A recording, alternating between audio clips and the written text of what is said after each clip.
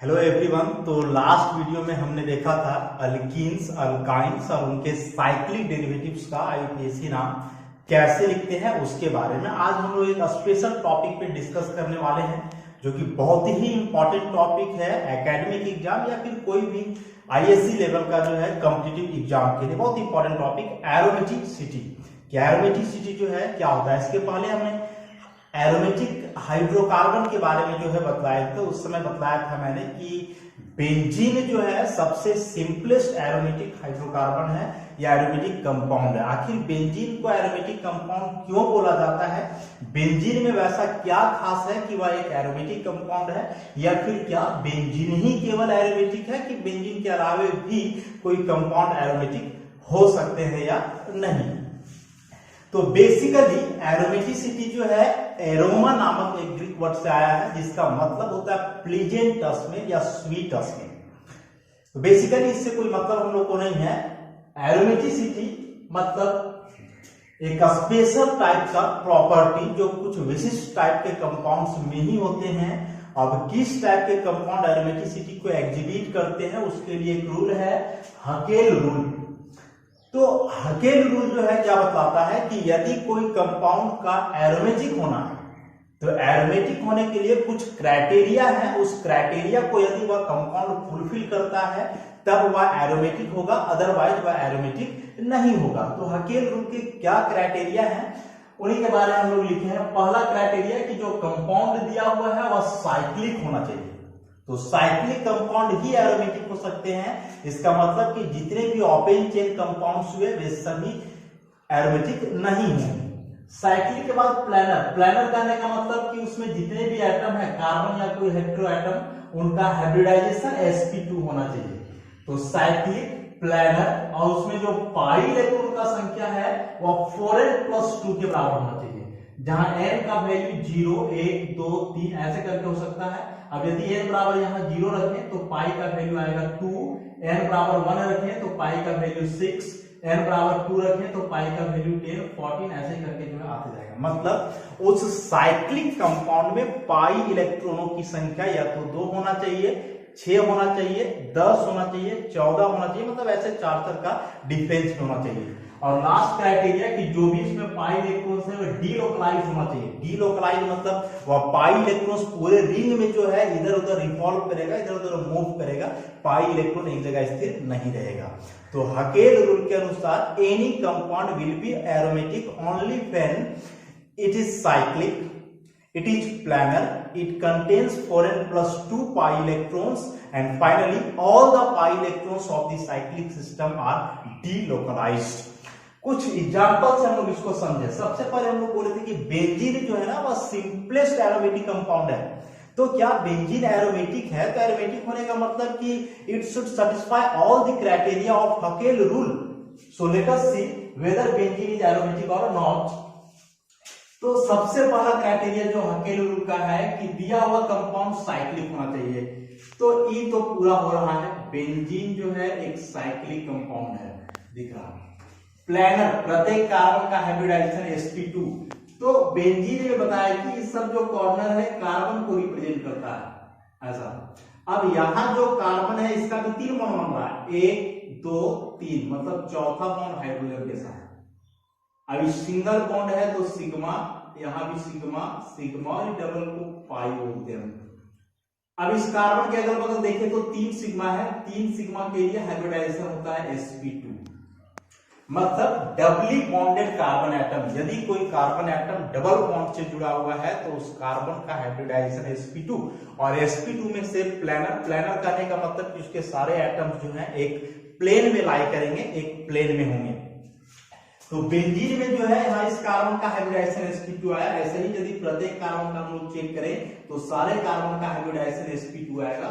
Since कि all the carbon atoms of benzene are sp2 hybridized, therefore benzene is a planar molecule और planar compound.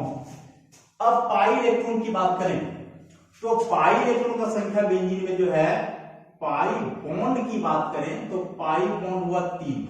अब चूंकि एक bond में होता है 2 इलेक्ट्रॉन, तो पाई इलेक्ट्रॉन्स की बात करें तो हुआ 2 × 3 मतलब 6। तो होना चाहिए 4n+2 के बराबर। और है 6 के बराबर, कर दो 4n बराबर हो जाएगा 6 माइनस 2, तो n बराबर 4/4, तो n बराबर 1। तो यहां से देखें हम लोग कि n का वैल्यू 1 हो सकता है, या फिर डायरेक्ट कि पाई इलेक्ट्रॉन का वैल्यू 6 हो सकता है। तो पाई इलेक्ट्रॉन का वैल्यू 6 भी है, या n का वैल्यू देखें तो 1 आ रहा है। तो बेंजीन 3 क्राइटेरिया फुलफिल किया कि साइक्लिक है, प्लेनर है, क्योंकि प्रत्येक कार्बन का हाइब्रिडाइजेशन sp2, पाई इलेक्ट्रॉन का संख्या 6 के बराबर है। लास्ट में डिलोकलाइजेशन ऑफ पाई इलेक्ट्रॉन्स की, बेंजीन के अंदर जो 3 पाई बॉन्ड है या फिर जो 6 पाई इलेक्ट्रॉन्स है, वेदर दे आर डिलोकलाइज्ड और नॉट। तो बेंजीन के स्ट्रक्चर की बात करें हम लोग, ऐसा अल्टरनेट डबल बॉन्ड, तो इसमें डिलोकलाइजेशन दिखा सकते हैं कि इस पाई बॉन्ड को यहां कर दिया जाए, इसको यहां कर दिया जाए और इसको यहां कर दिया जाए, तो इस पर यहां पाई बॉन्ड, यहां पाई बॉन्ड, यहां पाई बॉन्ड, दोनों सिमिलर स्ट्रक्चर है। अब यदि दोनों को मिला करके फाइनल स्ट्रक्चर हम लोग बनाए, तो बेंजीन और बीच में जो है ऐसा हम लोग सर्कल करते हैं। बेंजीन रिंग के अंदर जो ऐसा हम लोगों ने सर्कल करके रखा है, यह सर्कल रिप्रेजेंट करता है कि बेंजीन रिंग के अंदर जो 3 पाई बॉन्ड्स हैं या फिर जो 6 पाई इलेक्ट्रॉन्स हैं, और पाई इलेक्ट्रॉन्स आर डिलोकलाइज्ड, मतलब सारे पाई इलेक्ट्रॉन्स रिंग में जो है इधर उधर घूम रहे हैं, कोई पाई इलेक्ट्रॉन स्थिर नहीं है। तो circle represents the delocalisation of 6 pi electrons inside the ring. तो बेंजीन का बेस स्ट्रक्चर ऐसा, तीनों बेंजीन है, इसमें हम लोग पाई बॉन्ड के थ्रू दिखलाए हैं, इसमें सर्कल करके ऐसा दिखलाते हैं बेंजीन का स्ट्रक्चर।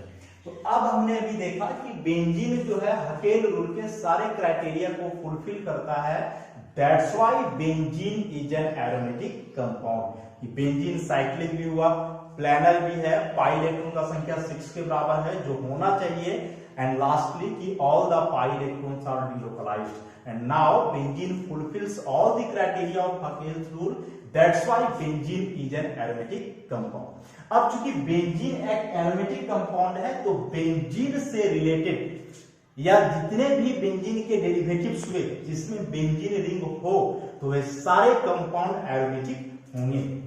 जैसे इस कंपाउंड की बात करें, नैप्थेलीन साइक्लिक तो दिख रहा है, प्रत्येक कार्बन डबल बॉन्ड से जुड़ा हुआ है, तो सबका हाइब्रिडाइजेशन sp2 होगा, मतलब प्लेनर भी।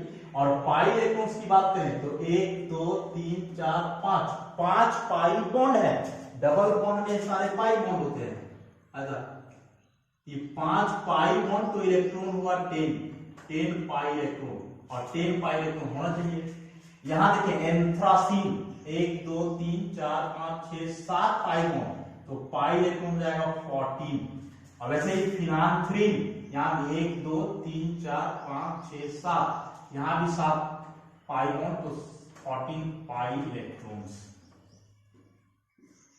So all these 3 compounds, naphthalene, anthracene and phenanthrene, are benzenoid compounds. They contain benzene ring. Therefore, all these compounds are aromatic. They fulfill the criteria of aromaticity, that is, they obey Hakel rule. तो अभी हमने देखा कि benzene और जितने भी benzenoid compounds हैं सभी एरोमेटिक होते हैं। अब देखेंगे कि क्या बेंजीन के अलावे भी वैसे कोई कंपाउंड है जो एरोमेटिक नेचर के होते हैं या नहीं। कुछ एग्जांपल हमने लिख के रखा है, cyclopropene, cyclopentadiene and cyclobutadiene. Check करते हैं एरोमेटिसिटी के बारे में। इस कंपाउंड को देखें तो एरोमेटिसिटी के लिए 4 पॉइंट याद रखना है, साइक्लिक, प्लेनर, पाई इलेक्ट्रॉन का संख्या 2 6 10 14 18 ऐसा, और लास्ट में कि पाई इलेक्ट्रॉन्स डिलोकलाइज्ड होंगे। तो एक बात याद रखना है कि किसी भी साइक्लिक सिस्टम में पाई इलेक्ट्रॉन्स का डिलोकलाइजेशन तभी होगा जब वे पाई इलेक्ट्रॉन्स अल्टरनेट पोजीशन पे हों, मतलब एक डबल बॉन्ड फिर सिंगल फिर डबल फिर सिंगल ऐसे करके। तो इस कंपाउंड की बात करें, साइक्लिक है, प्लेनर की बात करें तो प्लेनर के लिए ई दोनों कार्बन डबल बॉन्ड से जुड़ा हुआ है, तो इसका हाइब्रिडाइजेशन sp2, इसका भी हाइब्रिडाइजेशन sp2। लेकिन यहां का जो कार्बन है सिंगल बॉन्ड से, 2 बॉन्ड इस कार्बन का बन रहा है, इसका मतलब कि यहां 2 हाइड्रोजन होगा। अभी चारों सिग्मा बॉन्ड, अब यदि कोई कार्बन 4 सिग्मा बॉन्ड से जुड़ा हुआ हो तो हाइब्रिडाइजेशन होता है sp3।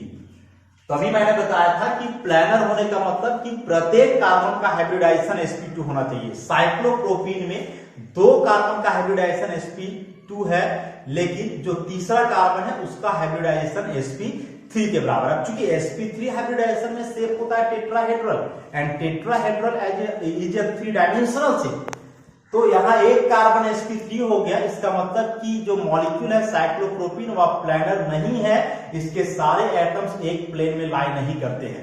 तो एक प्लेन में लाई नहीं करते हैं, इसीलिए पाई इलेक्ट्रॉन्स का डीलोकलाइजेशन भी पॉसिबल नहीं है। इसका मतलब हुआ कि साइक्लोप्रोपीन हकेल रूल के सारे क्राइटेरिया को फुलफिल नहीं करता है, इसलिए साइक्लोप्रोपीन एक एरोमेटिक कंपाउंड नहीं हुआ। साइक्लोपेंटाडाइन की बात करें तो साइक्लिक भी है। प्लानर की बात करें तो ई कार्बन डबल बॉन्ड से ई भी डबल बॉन्ड से ई डबल बॉन्ड से ई डबल बॉन्ड से, तो इस सबका हाइब्रिडाइजेशन sp2।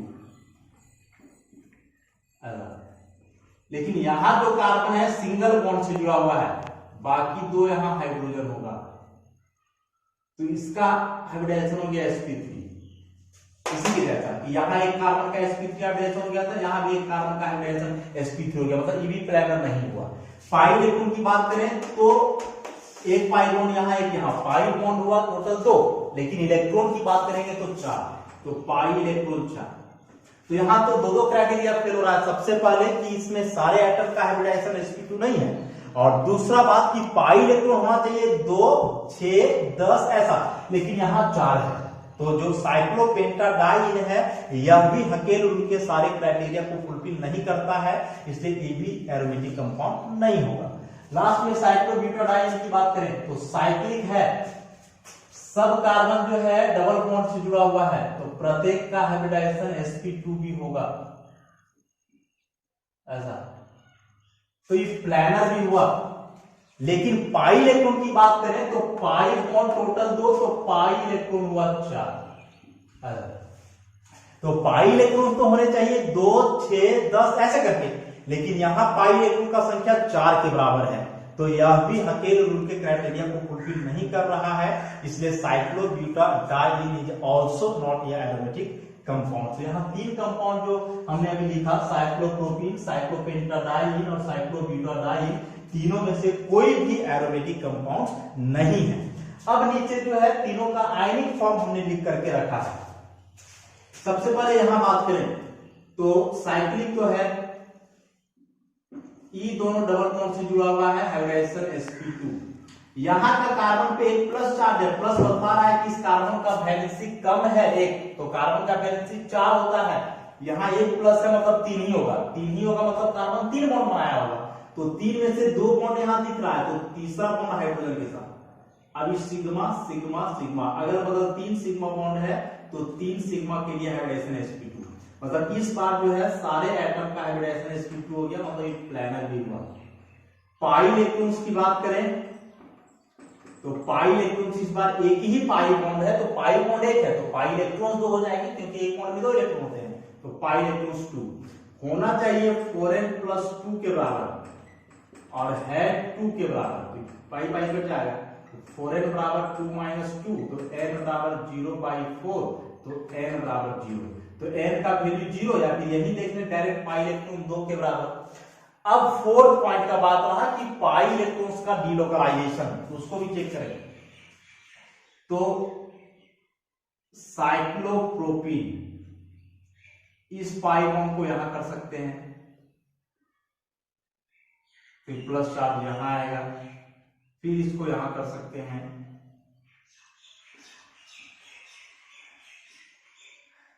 तो प्लस चार्ज यहां आ जाएगा, तो एक करके तीनों कार्बन पे प्लस आया, अभी प्लस चार्ज यहां है, फिर प्लस 40 कार्बन का है, फिर प्लस 40 कार्बन का है, इस सब को मिला करके बनाएंगे, तो पाई इलेक्ट्रॉन के लिए ऐसा गोल करेंगे, पाई के लिए साथ साथ प्लस चार्ज भी घूम रहा है, तो बीच में यहां प्लस कर देंगे।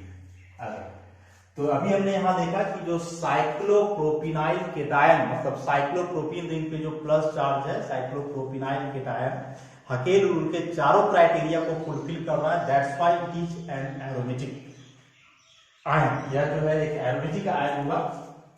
वैसे अब इसके बारे में देखें तो साइक्लिक है,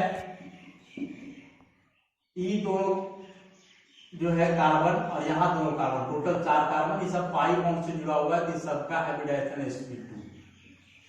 यहाँ का कार्बन पे एक नेगेटिव है, एक नेगेटिव मतलब कार्बन का वैलेंसी एक बढ़ गया, तो कार्बन का 4 होता है, यहाँ एक माइनस मतलब 5, कार्बन का 5 इलेक्ट्रॉन होगा, तो 5 में से एक इधर 2 3 4, तो एक यहाँ हाइड्रोजन के साथ होने वाला है।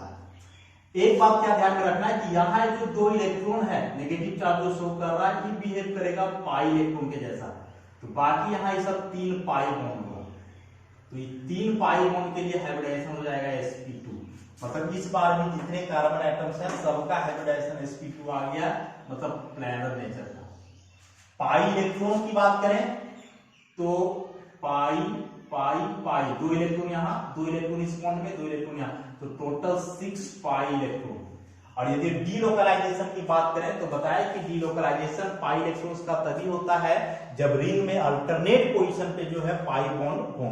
तो इसमें जो है वही चीज है कि यहाँ पाई बॉन्ड है, फिर नहीं है, यहाँ पाई बॉन्ड है, फिर यहाँ पे पाई बॉन्ड आ गया एक पोजीशन छोड़ करके।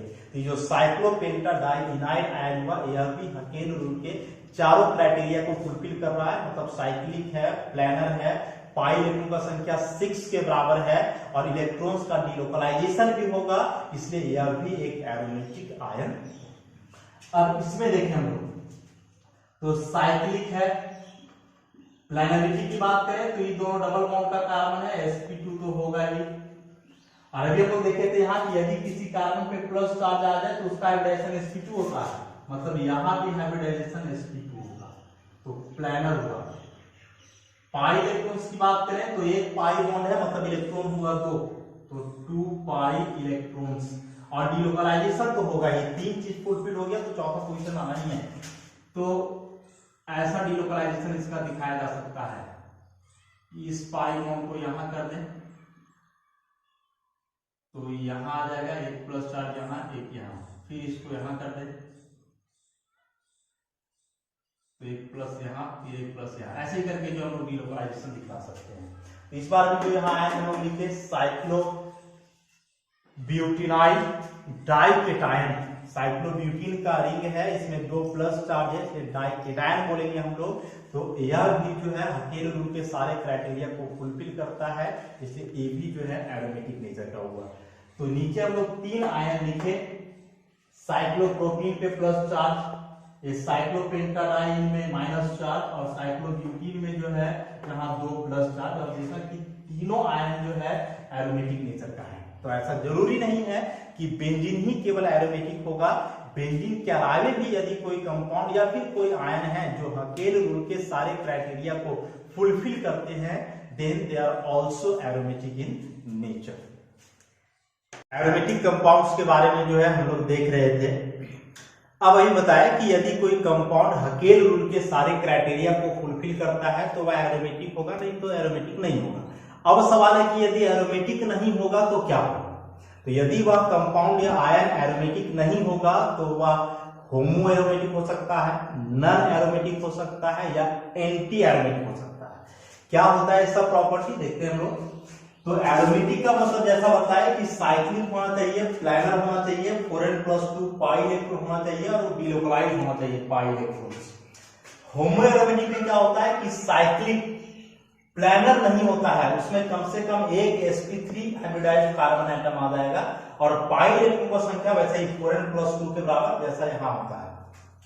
पाई इलेक्ट्रॉन्स का डीलोकलाइजेशन इस बार पार्शियल होगा, मतलब सारे कार्बन के पास डीलोकलाइजेशन नहीं होगा, कुछ मॉलिक्यूल का कुछ पार्ट में पाई इलेक्ट्रॉन का डीलोकलाइजेशन होगा, कुछ पार्ट में नहीं होगा। नॉन एरोमेटिक के लिए साइक्लिक नॉन प्लानर, मतलब यहां भी प्लानर नहीं होगा।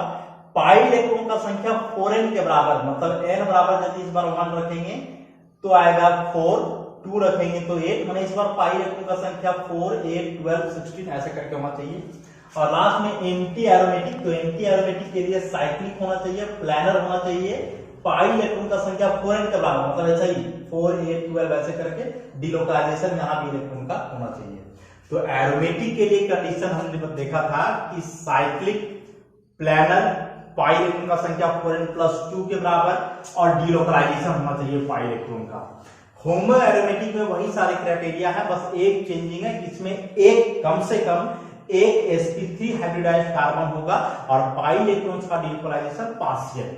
नन एरोमेटिक में वही सब बात है कि साइक्लिक होगा, नन प्लेनर होगा, मतलब मॉलिक्यूल का जो सारा एटम है वह एक प्लेन में लाइन नहीं करेगा, और उसके बाद पाई इलेक्ट्रॉन का संख्या 4n के बराबर होगा। डिलोकलाइजेशन यहां भी इलेक्ट्रॉन का हो सकता है।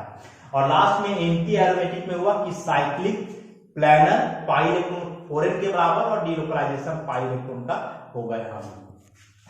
जैसे एग्जांपल के लिए जो है, इसका एग्जांपल भी हम लोग देखे थे कि यहां जो डबल बॉन्ड का कार्बन है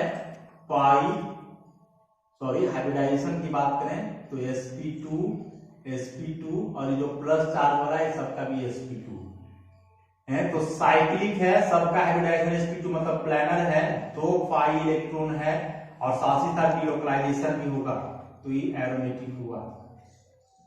यहां देखें तो इसका हाइब्रिडाइजेशन sp2 यहां प्लस चार्ज है तो sp2, लेकिन यहां जो है सिंगल बॉन्ड से कार्बन जुड़ा हुआ है तो 1 2 और बाकी 2 हाइड्रोजन होगा, तो ये सब सिग्मा बॉन्ड हुआ, तो यहां जो कार्बन है इसका हाइब्रिडाइजेशन sp3। तो इस मॉलिक्यूल या आयन में जो है टोटल 4 कार्बन एटम है, 4 में से 3 का हाइब्रिडाइजेशन sp2 है, लेकिन एक का sp3 आ गया, तो नन प्लेनर होगा, सारे एटम के एक प्लेन में नहीं है। और पाई इलेक्ट्रॉन की संख्या की बात करें तो 2 पाई इलेक्ट्रॉन, तो साइक्लिक नन प्लेनर एक sp3 हाइब्रिडाइज्ड कार्बन आ गया, पाई इलेक्ट्रॉन की संख्या 4n+2 के बराबर, डिलोकलाइजेशन पार्शियल इसमें होगा, तो ई हुआ होमो एरोमेटिक। अब यहां बात करें साइक्लो ऑक्टाटेट्राइन, 8 कार्बन है, 1 2 3 4 5 6 7 8, 4 डबल बॉन्ड है, इसलिए टेट्राइन। यह जो मॉलिक्यूल है इसको हम लोग बोलते हैं टब फॉर्म, 5 टब वगैरह जो होता है उस फॉर्म में यहां यूज करता है मॉलिक्यूल, इसलिए टब फॉर्म इसको हम लोग बोलते हैं। साइक्लिक है, प्लेनर नहीं है, टब हम लोग देखते हैं नहाने वाला जो टब होता है उसमें उसका सारा पार्ट फ्लैट नहीं होता, मुड़ा हुआ रहता है, जो फ्लैट पार्ट हुआ एक प्लेन में हुआ, जो मुड़ा हुआ ऊपर में है वो प्लेन में नहीं रहता है, तो इसको नन प्लेनर हम लोग बोलेंगे। और पाई इलेक्ट्रॉन की बात करें तो बॉन्ड हुआ 4, 1 2 3 4, तो इलेक्ट्रॉन हो जाएंगे 8 पाई इलेक्ट्रॉन, ऐसा 8 के बराबर आ गया। डिलोकलाइजेशन चूंकि प्लेन में सारे एटम्स नहीं है तो यहां इलेक्ट्रॉन का डिलोकलाइजेशन नहीं होगा, तो ई जो है हुआ नन एरोमेटिक, ऐसा डिलोकलाइजेशन यहां से हम उठा सकते हैं। और लास्ट में साइक्लोब्यूटाडाइन, तो साइक्लिक है, सबका हाइब्रिडाइजेशन sp2 है,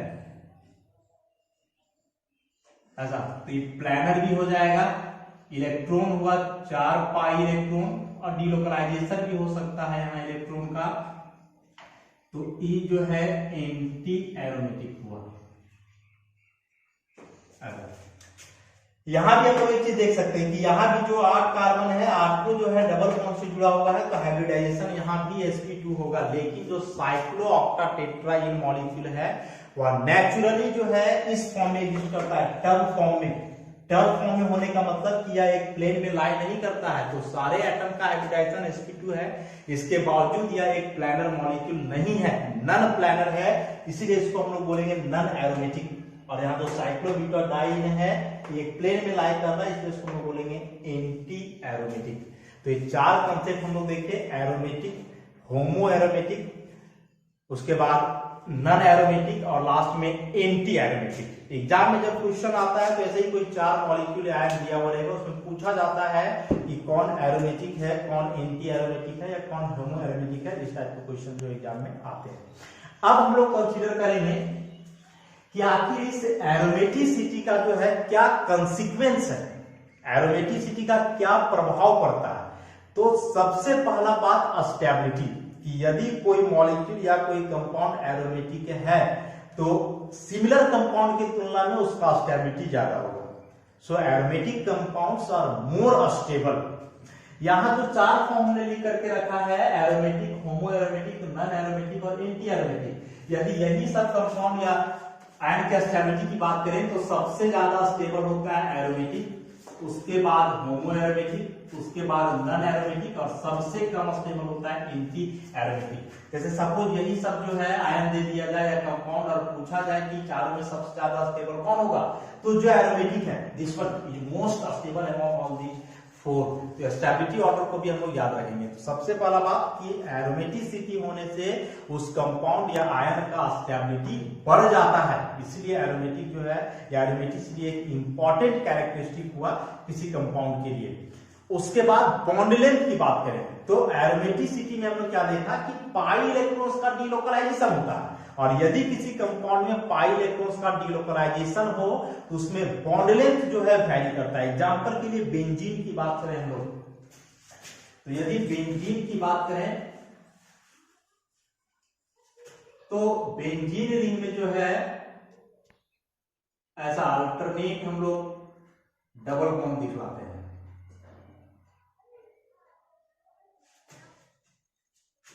अधिक नंबरिंग करते हैं, कार्बन नंबर 1 2 3 4 5 6, तो क्या देखते हैं कि यहाँ कार्बन कार्बन के बीच डबल बॉन्ड है। कार्बन कार्बन डबल बॉन्ड का लंबाई होता है 1.34 एंगस्ट्रॉम। यहाँ कार्बन कार्बन के बीच सिंगल बॉन्ड है, इसका लंबाई होता है 1.54 एंगस्ट्रॉम। यहाँ भी वही नंबरिंग रहने दें। तो क्या ऑब्जर्व कर रहे हैं कि अभी यहाँ कार्बन नंबर 1 और 2 के बीच डबल बॉन्ड है, लेकिन अब आ गया सिंगल बॉन्ड, मतलब अब इसका लंबाई 1.54, और यहाँ 1 और 6 के बीच सिंगल बॉन्ड है, लेकिन यहाँ आ गया डबल बॉन्ड, तो इसका लंबाई 1.34। मतलब जिस बॉन्ड का लंबाई यहाँ 1.34 है उसका यहाँ 1.54 हुआ, और यहाँ जिस बॉन्ड का लंबाई 1.54 है उसका लंबाई यहाँ 1.34 हो गया। तो जब ये दोनों स्ट्रक्चर मिला करके हम लोग बेंजीन का स्ट्रक्चर बनाते हैं, ऐसा बीच में सर्कल करके इस तरह से बीच में गोल कर देते हैं। गोल बता रहा है कि बॉन्ड ना तो प्योर सिंगल है ना ही प्योर डबल है। सिंगल तो है लेकिन पाई बॉन्ड जो है पूरे में डिलोकलाइज कर रहा है, तो इस बार ये बॉन्ड जो है ना तो प्योर सिंगल रहेगा ना तो प्योर डबल, बल्कि दोनों के बीच में होगा। तो इस बॉन्ड का लंबाई इस बार जो है दोनों के इंटरमीडिएट रेंज में लाई करेगा, और अब जो है बेंजीन रिंग में सारे बॉन्ड का लंबाई 1.39 एंगस्ट्रॉम। तो हम लोग ध्यान रखेंगे कि बेंजीन में जो 6 कार्बन कार्बन बॉन्ड है, all bonds are equal and each carbon carbon bond length is equal to 1.39 angstrom. तो एरोमेटिसिटी से मेनली दो चीज प्रभावित होता है, उसका स्टेबिलिटी और बॉन्ड लेंथ। एरोमेटिक होने से स्टेबिलिटी बढ़ जाएगा और बॉन्ड लेंथ भी जो है वैरी करेगा, एक फिक्स्ड वैल्यू में जो है आ जाएगा, इंटरमीडिएट रेंज में आएगा, जैसा भी हमने यहाँ बेंजीन रिंग में जो है। तो अभी हम लोगों ने जो है बहुत सारे aromatic, anti aromatic, non aromatic और होमो एरोमेटिक कंपाउंड्स, आयंस के बारे में जाने। अब इन सब में जो है सबसे सिंपलेस्ट और सबसे कॉमन जो एरोमेटिक कंपाउंड है वह बेंजीन है। आगे हम लोग 11-12 में चैप्टर्स पढ़ेंगे, तो चैप्टर्स में भी जो है बेंजीन के बारे में ही मैक्सिमम डिस्कशन करना है, तो बेंजीन को ही मेनली हम लोग फोकस करके चलेंगे। तो बेंजीन रिंग है, मान लीजिए कि इस रिंग में कोई ग्रुप जुड़ा हुआ है, कोई ग्रुप मतलब कोई फंक्शनल ग्रुप वगैरह जुड़ा हुआ है, तो फंक्शनल ग्रुप जिस पोजीशन पे जुड़ा हुआ है 1 कंसीडर करेंगे, और इस पोजीशन को बोला जाता है इप्सो पोजीशन, इप्सो। उसके बाद सेकेंड पोजीशन है, तो इस सेकेंड पोजीशन को बोला जाता है ऑर्थो। थर्ड पोजीशन को बोला जाता है मेटा, और ये फोर्थ पोजीशन को बोला जाता है पारा। ऐसा नंबरिंग इधर से भी हम लोग कर सकते हैं यदि कोई ग्रुप इस तरफ रहेगा तो। मतलब जहां यदि बेंजीन रिंग में दो ग्रुप 1-2 पोजीशन पे है तो 1-2 को बोला जाता है ऑर्थो, स्मॉल ओ से डिनोट करते हैं और बाद में हाइफन लगाया जाता है। 1-3 पर यदि कोई ग्रुप हो तो कहलाएगा मेटा, स्मॉल एम से डिनोट करेंगे और बाद में हाइफन लगाएंगे। उसी प्रकार से यदि 1-4 पर कोई ग्रुप हो तो कहलाएगा पारा, स्मॉल पी से डिनोट करेंगे और हाइफन। तो बेंजीन रिंग में जिस पोजीशन पर फंक्शनल ग्रुप जुड़ा हुआ है इप्सो पोजीशन कहलाएगा। 1-2 पोजीशन को ऑर्थो बोलेंगे, स्मॉल ओ से दिखलाते हैं। 1-3 को मेटा बोलेंगे, स्मॉल एम से दिखलाते हैं, और 1/4 पोजीशन को पारा बोलेंगे, उसको स्मॉल पी से दिखाया जाता है। तो बहुत कॉमन टर्म्स है, बार बार चैप्टर्स में आएंगे, याद रखना है इसको। ऑर्थो मतलब 1-2, मेटा मतलब 1-3 और पारा मतलब 1-4। अब नीचे जो हमने कुछ आयंस का जो है स्ट्रक्चर बना करके रखा है, 4 क्वेश्चन हम लोग लिखे हैं यहाँ। आप लोग जो है एरोमेटिसिटी के बारे में डिटेल से पढ़ो, वीडियो में जो हमने बताया उसको 2-3 बार देखो, समझो कंसेप्ट को, और ये जो 4 आयन हमने दे करके रखा है, इन चारों को जो है क्लासिफाई करो aromatic, homo aromatic, non aromatic और एंटी एरोमेटिक में, कि कौन सा आयन किस टाइप के प्रॉपर्टी को एग्जिबिट करता है, क्योंकि बहुत ही इंपॉर्टेंट कंसेप्ट हुआ एरोमेटिसिटी। कॉलेज का वेबसाइट पे भी जो है एरोमेटिसिटी के बारे में डिस्कस किया हुआ है, नोट्स को डाउनलोड करो आप लोग, उसको लिखो और वीडियो से देख करके समझो और प्रैक्टिस करो अपने से बार बार, ताकि चैप्टर्स में कंसेप्ट समझने में बहुत ज्यादा परेशानी ना हो।